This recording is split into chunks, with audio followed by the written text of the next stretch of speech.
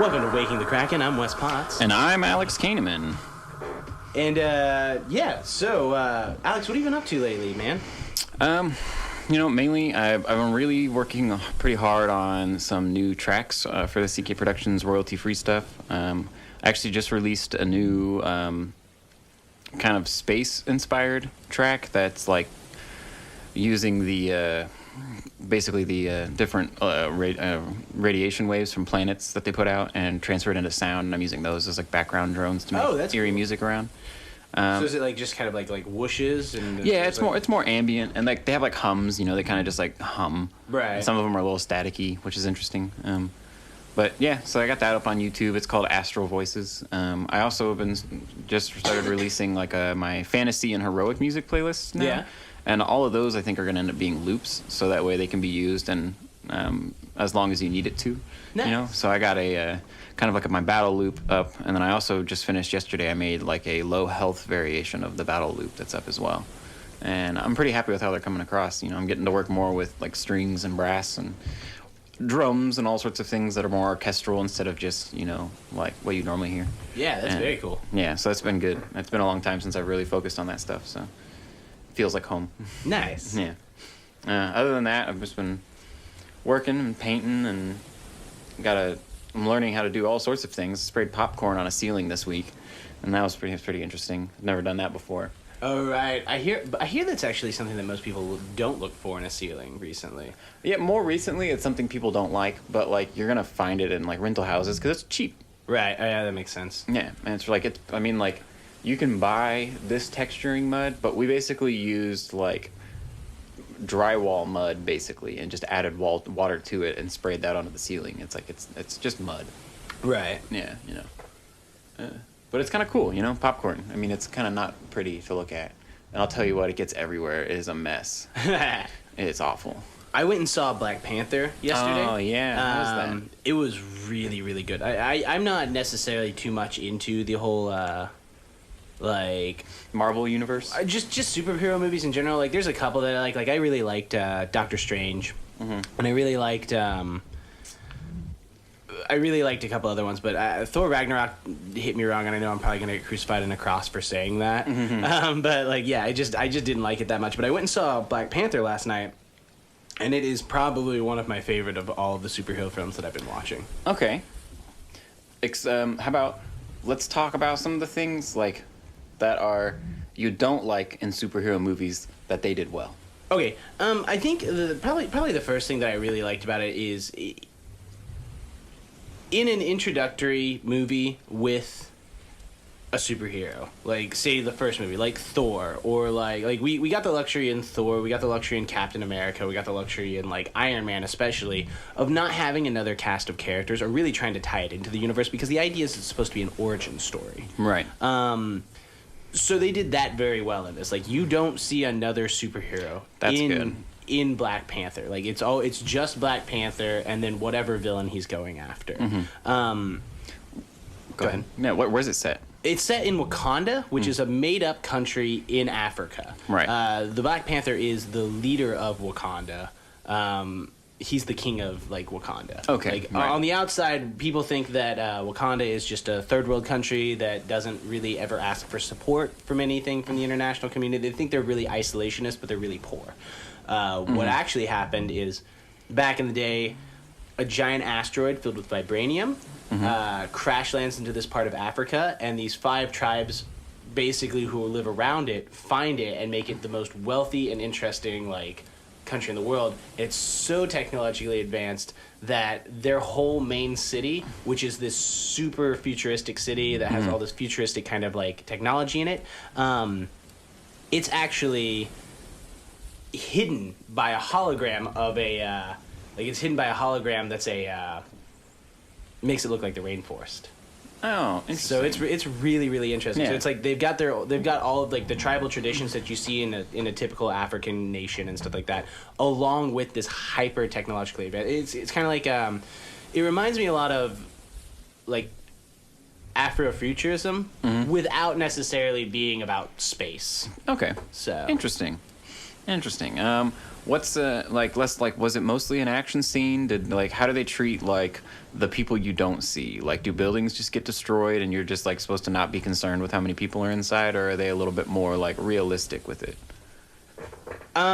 I know that there wasn't really like a big outside, like the villain in it is actually an American ex-Black Op agent. Okay. So he decides that like he's going to try to take over Wakanda, and I'll try not to spoil the rest of it. But that's the thing is like there's no like super space villain with like giant electro like magnetic things or like destroying of a city or anything like that.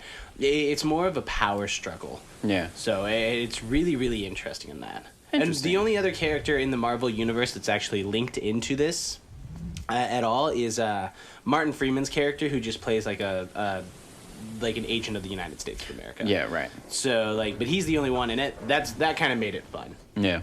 So. Well, interesting. Yeah, I've been kind of looking forward to this one mainly because I liked the actors they picked for it. I thought the suit looked pretty good. I thought doing Black Panther was a good move just because he's a cool superhero from the comic books that a lot of people don't know. Yeah. And like honestly, with like the whole kind of movement right now to bring like more like black and female protagonists to movies. Is one that I enjoy because I like seeing all of it. But there's also the part of me that's kind of like another one, But with Black Panther, it's like, no, this is appropriate. This is a superhero that is black, and it wouldn't make sense for him to not be black. And so he fits the role, and they're just telling the story, and they're not making a big deal out of it like they would have. Right. And because I think that's the most important part of that whole journey that I feel like we've been going through is getting to the point where when it does come up, it's necessary. I also found it to be really. It was funny in some parts. Yeah. But it wasn't as on the nose funny. Like the parts that were funny were just kind of every once in a while it was funny. It wasn't like hyper funny, which is I think one of the reasons why I didn't like Ragnarok that much is because there was a lot of things in Ragnarok that just felt like they were reaching. Yeah. Like it was just like I get it. Like they're trying to make Thor a lot funnier. Like because from the first movie where he was just blatantly like I don't get jokes. Yeah. To now where you can kind of see that. But I think like that was something that I really appreciated about Black Panther was the jokes were funny, but they weren't like distracting. Yeah. So Interesting. And how would you rate the visuals overall? Last question. the special effects were pretty great. Yeah, they were pretty awesome. Like they introduced a lot of cool technology in it.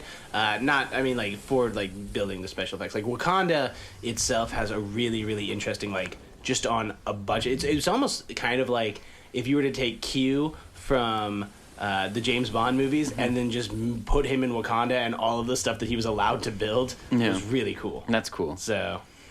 Yeah, that was always kind of one of my favorite things from the Bond movies was the Q scene. Was Q being like, and this is this thing that does this thing, and this is another thing that does this thing. Yeah, right. And then here's a watch that if you push this button, then you watch the dummy explode. Right. Yeah, that's always been like a kind of a staple scene to me. But I mean, that's more of a spy thing, so it's kind of cool to see it. Oh yeah, no, it was great on that. I saw a movie this week that I thought was pretty cool. What'd you see? Have you ever heard of the movie Midnight Meat Train? No, not at all. The main character is Bradley Cooper. Okay. He's a photographer, and he finds out that there's this, he reads this story about this butcher who was a mass murderer in the city he lives in, and what they would do is they would, kill people on trains. Right. At midnight, people that were on the train at midnight, they would kill the people. Well, it's 30 years later, and it's starting to happen again, so he's trying, and people are starting to go missing, and he's just a photographer, he likes doing art and stuff, but he starts taking pictures of this guy that he thinks is the murderer. Right. And he's following him on the train and trying to collect evidence, and so eventually, he is taking pictures of him and finding him, and no one believes him, and it was kind of silly at first. I mean, first off, seeing Bradley Cooper in a pretty gruesome horror thriller is out of place. I can see that he generally is comic relief or a love interest. But he did such a good job. He was really, really good. They did a lot of really they took a lot of artistic lenience. There was this really cool scene where blood's dripping from his face or whatever. Yeah. And he's like leaning on the ground over it, and it's puddling up underneath him. But the camera is his eyes, and you're just seeing the puddle happen, and then it's like reflecting him in the puddle breathing, and that's the shot. And it's like, it's a lot of cool stuff like that. That it's like you couldn't have actually gotten this picture, so they like chose to make it look extra artsy. Right. And then the ending of the movie is totally fucking cool, and just like puts you in a place where you would not expect it to go, and it just totally throws you for a loop. And I well done, Bradley Cooper. You picked a good horror movie to be in that has a ridiculous name, but it was actually pretty good. It was pretty good. I liked it.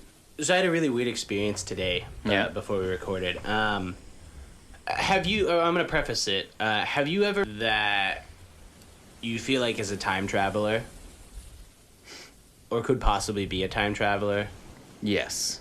Yeah, okay. I know what you mean. Where you like you meet someone and you're just like, this person does not fit into today. Well, no, so yeah, I mean, I can see that point too. But what I was gonna say is, so I was working at the shop today, and this one guy comes in and he starts talking to me, and he's with his wife, I assume. It was some lady that was about his age, so I assume it was his wife, and he gets to talking to me, and we're talking about, tobacco, because he's like, oh, I had a lot of good times with this and stuff like that. He's like, I really liked it back in the day, and blah, blah, blah. And then when I'm checking him out, he starts asking me, like, about, like, if I go to school. And I was like, oh, I did go to school and stuff like that. I was like, I'm kind of in between at the moment. I was like, but I plan on going back soon. And he's like, cool, what are you studying? And I was like, well, my minor's in anthropology.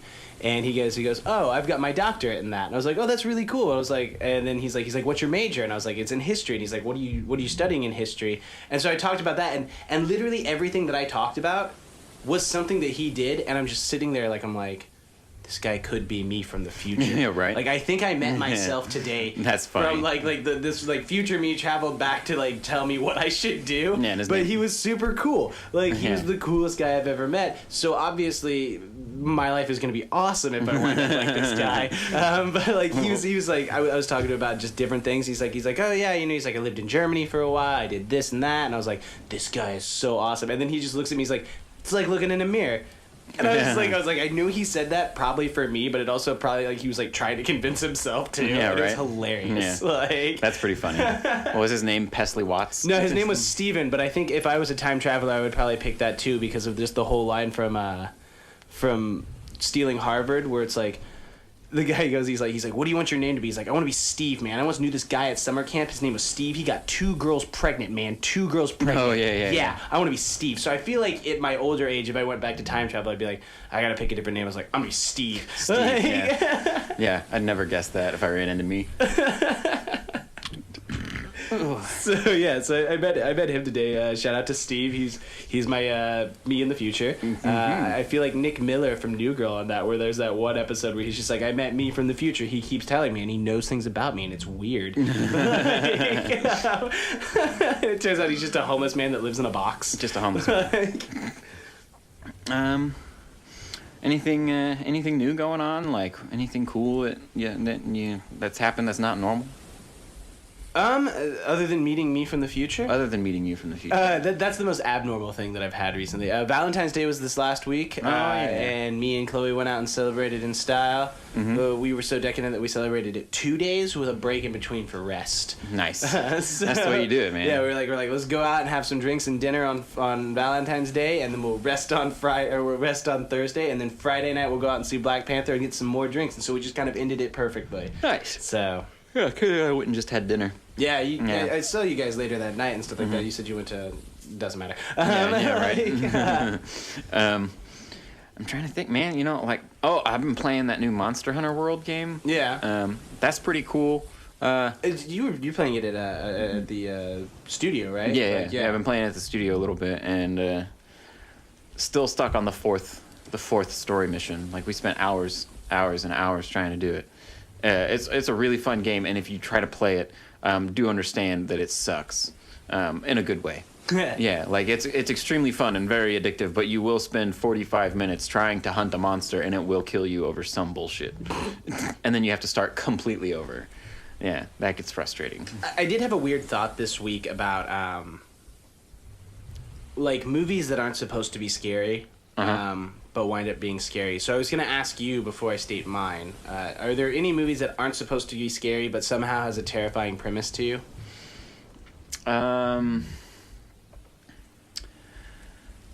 Something that shouldn't be scary but is a terrifying premise to me would honestly be something like the movie Ants. Oh, like sentient ants that like go to war and stuff like that? Yeah, they go to war and they have bars and they talk to each other and and they sound like people I know. Right, yeah, they sound like famous actors. Yeah. But yeah, something like or A Bug's Life. Or a B movie. Or a B movie. To name drop a B movie. Yeah. Actually, there's this one movie that I've always thought would be really scary, but isn't really a scary movie. Now I can't think of it. It's a Jim Carrey movie. Where The Majestic. No, where everything is his memories going back in time. Oh, Eternal Sunshine of the Spotless Mind. Yeah, it's like we have one brain. Yeah, right. That would be a scary movie. Yeah, like, that movie's really scary, and I don't think it's meant to be. Mine is My Big Fat Greek Wedding. Put some Windex on it, man.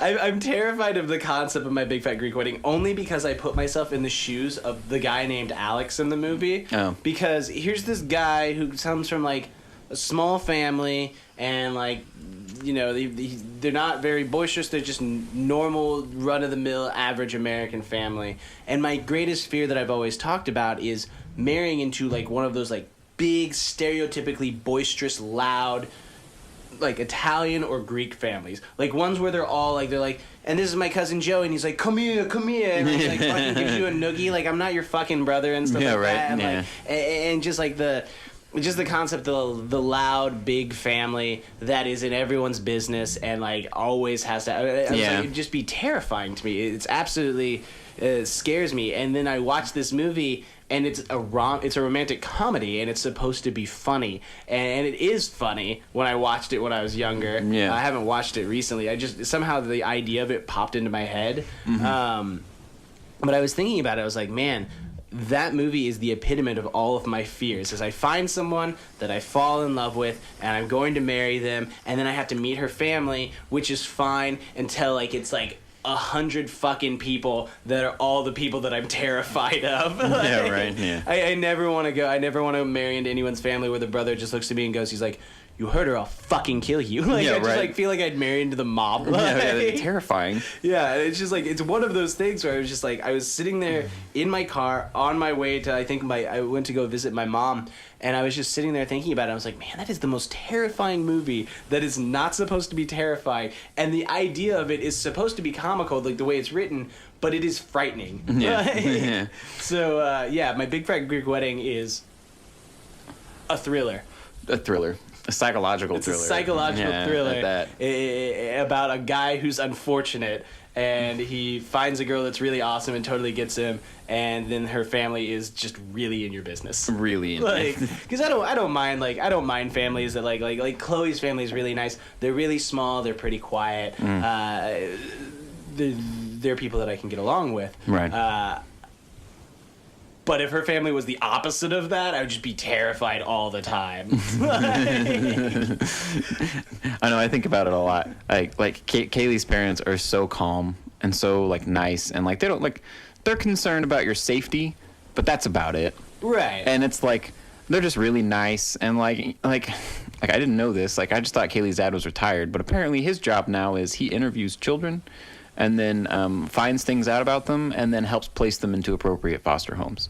And it's like, that is like the sweetest job you could do as a retirement man. Like, I actually think that Kaylee's dad interviews children for splinter cell organizations. Oh, I right. think he just tells you if they're for foster because like they're probably orphans or whatever. Yeah, right. And he's just really like selecting them for different like government experiments, and he's like this one has potential. Yeah, he's got some heightened psychic abilities. He's got his list of notes for kids and stuff, and they'll be laying around the house sometimes, and they'll say stuff like Jimmy loves basketball and is an expert sniper.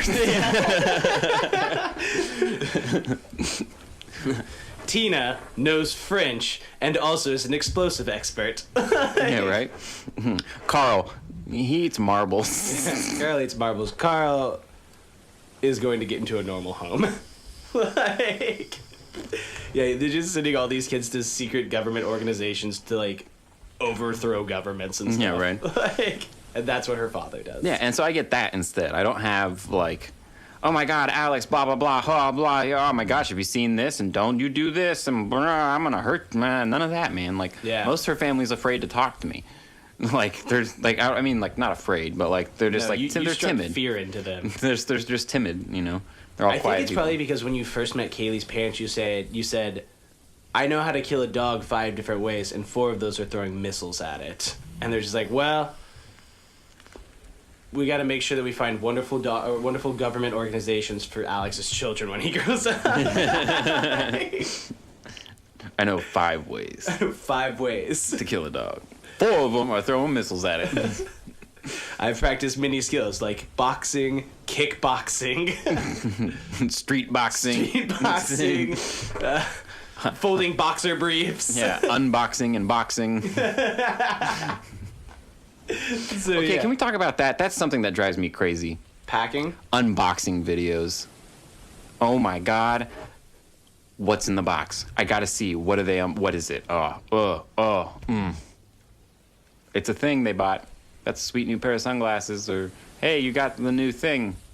I can't stand that. Oh, you mean on YouTube? On YouTube, man. I was Unboxing so lost videos. about that for a minute. Yeah. I was just like, what the fuck? Are you just like talking about how you can't stand opening boxes from Amazon? No, you're talking about like YouTube videos. I got the coolest thing ever, and I'm going to spoil it for you. I hate people that do that, though. Not that. I mean, I can't stand, like, okay, it doesn't make sense to me to be like, hey, I spent money on a thing. I'm going to take a video of me opening it, and people are going to watch that, and I'm going to make money off of that.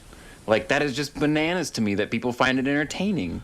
I was talking to someone the other day whose like kid is obsessed. I think it was Chris's like kid is obsessed with those recently, or he's wanting to make them or something like that.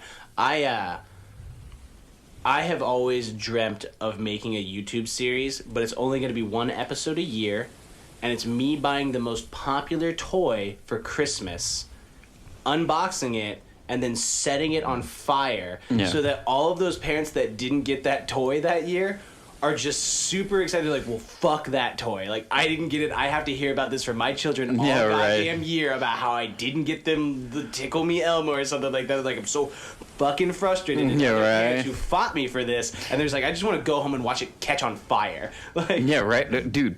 Flaming Beyblades would be amazing. Yeah. Like, it's just the idea that I was just like, I'm like, man, I gotta get it. I gotta find out what the hottest gift that year is, and I gotta light it on fire. And I know I'm gonna get a lot of hate on that one too. Like with like if I just did that on my comments, I'd be like, I can't believe that you just bought this so that you would light it on fire. But my personal opinion is, I lit it on fire for you, who didn't get it. Yeah, right. For your frustrations and your anguish and your heartache, I'm lighting this on fire because that's what you want to do right now. Right, which makes this worth it. So that's my better unboxing video. I just can't. I just don't get it. Oh my God, they're going to unbox it. What's inside? Whatever's on the title of the video. Yeah, like new iPad. Yeah. Oh, yeah. New iPad unboxing. Hey, look, it's the new I want to start making an unboxing channel where all I do is anything I get that comes in a package, I want to take a video of me opening it and then just post those in montage. Yeah, some things on YouTube that like get filmed have become like super popular, baffle and confuse me. Mm-hmm. Like cats I can understand. Well, cats are adorable. Babies I understand. Otters also can understand. Craft videos, we've been really into that recently. Oh yeah, craft. Yeah, that's I mean, we've just been like, cool. Man, I want to watch this guy make something that I will never ever sit down and do. Yeah, right. yeah, pretty much.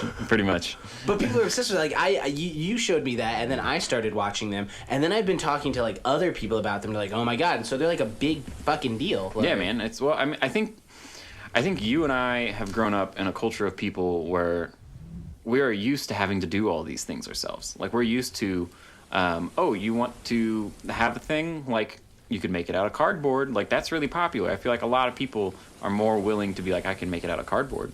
Or I could do this, or I could modify something I have, because it's just cheaper. We don't have the money to go and buy new things all the time. And, like, it wouldn't surprise me if that's just, how we are now. Yeah, absolutely. Mm-hmm. I've been watching a lot of Crash Course History though. Mm-hmm. That's like my main squeeze right now. That's my main binge. Crash Course History. That's pretty good. I watch the same stuff I always watch. I watch videos on ancient civilizations. Carl Sagan. Carl Sagan. I like watching lots of space stuff. And then Game Grumps. And Lots of I Game Grumps. really just watch a shitload of Al Jazeera news. Yeah. I'm just like, I'm going to watch the news. Like, people will ask me, they're like, so what are you going to do after you get off work? I'm like, well, I'm going to go home. I'm going to have a whiskey. I'm just going to watch the news. And then people are like, why? And I was like, I don't know. It's just a thing that I do. It's Like, nice. it's just weird. Like, It's nice to just not pay attention to anything and just But about the the news. news and be like, man, glad that shit's not happening to me while you're drinking a whiskey. So I had this weird dream the other day. And if you've ever like been to the What's Haunting Wes and Nate page, you'll know that it's the pictures for it are all done by a man named Trent Xavier. Yeah. But I had this dream where all of my friends and me were on this like luxury liner, right? Mm-hmm. And it starts sinking. But in dream logic, it's sinking like really fucking slow. And like everyone's like, we gotta get off the boat, kind of thing and stuff. Yeah. And all I can remember of my dream is me and Trent were bunking together. And Trent does like he does a lot of fashion shoots and he sells a lot of like streetwear clothing and stuff also. But I just remember looking at Trent, like walking into my room with the bunk bed, looking at Trent being like, if we're gonna fucking die by drowning, I'm not wearing fucking blue jeans. And I just kept looking for a pair of black jeans and like Trent's like, makes sense. And I just thought it was the weirdest Makes thing sense. that like in my brain, my head was just like, you gotta wear black jeans if you're gonna die. Like, Yeah. they're gonna find you in this. Yeah, right? You don't be wearing blue jeans and they find you, you idiot. It's like, I never wear blue jeans. Why would I wear blue jeans? But it was just like the weirdest thing because I immediately came out of my dream after that and I was just like, I gotta go find black jeans. Yeah, right? That's funny. I haven't had any dreams worth talking about. That one's not really worth talking about. It's just really weird. I've only had the dreams that make you wake up and go, that was weird. And then, like, they go back to sleep. Yeah. And those aren't fun. But yeah, no, like that was my dream is the fact that I didn't want to die while wearing blue jeans. Also, apparently, you don't want to be killed you don't want to die on a sinking ship either. That was never part. I just didn't want to wear blue jeans if I died. Oh, that's it? Yeah, okay. I just assume your dream. I mean, You're clearly scared. clearly I don't want to die. Well, yeah. I don't really want to die at all, but it's not as bad as like other deaths that I could imagine. That's true. Okay. What would be... I don't even know. I had it. It's gone. It's gone. All right, It's gone. and now it's time for Super Fight. Super fight. Okay, oh man. All right. So we got Robin Hood with 3-foot fingernails Robin Hood with 3-foot fingernails versus Helen Keller. Keller. There's 10 of them. Did we have any reviews on this one this week or anything like that, or no? I don't know. I think I talked to someone about it, and I think they said that Robin Hood would probably win just because he would like tickle like the Helen Keller's noses with his like long ass fingernails, and then they would wind up killing each other because they didn't know it wasn't Robin Hood. right. So All right. I think that's the one we're gonna go with. Is I the think fact that's that fair. Robin Hood wins this round. Robin Hood, 3-foot fingernails, wins. 10 Helen Kellers dead. Dead. All right, so now it's time for our next one. Okay, I think Our next contender, who's going to go fight Robin Hood with 3-foot fingernails, is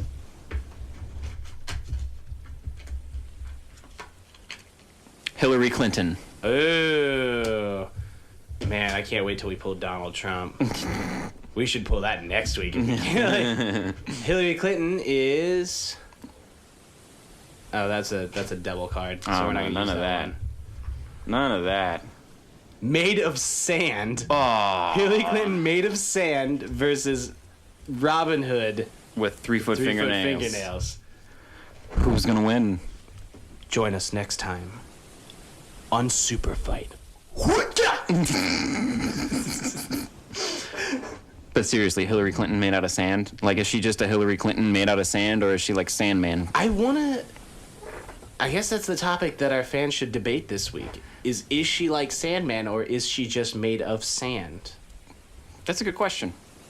You guys need to tell us that. You decide. I also put out there, for all of you people listening, go to our Facebook or our Twitter page. I have asked the question, what are some topics that you would like us to talk about? Next week, we will try to have a segment where we answer some of those we talk about some of those answers. Yeah. So for all you people out there listening, make sure you check that out. Absolutely. Tell us some stuff, especially the guy from Nairobi, Kenya, who's been listening to us, who downloaded like 10 of our episodes. I really want to know what you want to know. Yeah, right. Yeah, you're like, please, you downloaded like 10 of your episodes, and you're from a part of the world we're not even near. Nairobi that I've never been to. I've only met a handful of Kenyans. I would really like to know what you'd like us to talk about. You're our guy. You're our What can make us better to an international audience? Exactly. Apparently, it's one guy in Nairobi. How's ThoughCraft going? ThoughCraft, we've got 2 episodes done still. We're getting we got a 3rd episode that's been recorded. We just got to get it edited. And then once that's up, we'll put it up. But really, look, we're kind of taking it slow right now because like we're gonna live together soon. So we figured we might as well wait until it's like really easy for us to do everything. Absolutely. And then we'll start doing it more regularly. And then you'll do it over breakfast, where like you'll just hear like the constantly chewing of like Cheerios and stuff like that. Yeah, exactly, exactly. And then I'll have that'll free me up to still have plenty of time to do this as well. And I like also like Waking the Kraken. This is episode 18. So I mean, like we just started this like not too long ago, and we're doing pretty well. And so like, yeah, I'm excited to start easing into another podcast. Oh, absolutely, yeah. What's Haunting Wes and Nate is going to be on its 6th episode of the 2nd season. All of you people out there that do also listen to What's Haunting Wes and Nate, this was our most successful episode. We have now reached the highest number of people that we possibly can in a 3-day span. So keep it up, guys. Keep listening to my stuff. Heck yeah. So I also I talked about that already. Anyway, guys, thanks for joining us this week on Waking the Kraken. Like I said, give us some topics to talk about next week. So far, I have a couple, but we're going to wait to see if we get any more. And don't forget to vote on the Super Fight. Don't forget to vote on the Super Fight. We need the votes. It's very, we need votes. It's very important. Okay, bye. Goodbye.